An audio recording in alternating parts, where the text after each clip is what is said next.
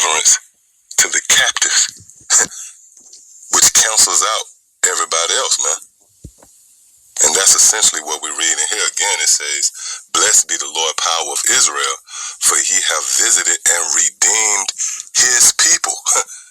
For he have visited and redeemed his people. Real quick, let's click on this word, redeemed. Strong's G 3085. Lutrosis. Lutrosis.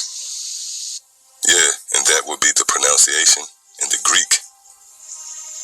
And it says, a ransoming. A ransoming, which goes back to ransom. Matter of fact, let's click on his word, ransoming.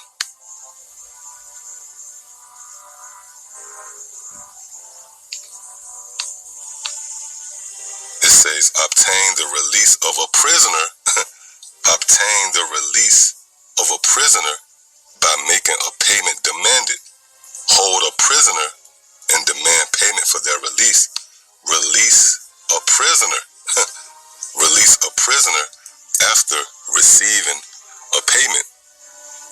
And that payment is in the form of the blood of our Lord Yahweh. That act was an effort to release the captives, the prisoners.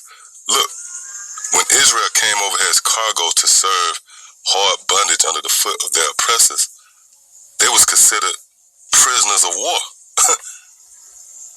That was actually an act of war. The so-called Negro, Latino, and Native American over here on the soils of Babylon the Great is nothing more than prisoners of war who can only be redeemed by the blood of our Lord Yahweh.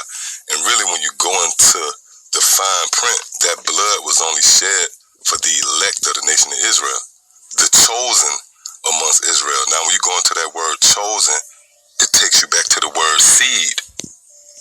And why is the elect or the chosen of the nation of Israel referred to as a seed? Because pretty much through their redemption, the entire nation would be rebuilt. The elect would be the foundation, if you will, in the world to come. See that? So this is a story of redemption. What we're witnessing. Where one people who was conquered by another will ultimately be raised up and exalted to occupy that seat of power. And those who are high and lofty will be abased. That's the storyline. See? So when you go back here again to the book of Luke, the first chapter,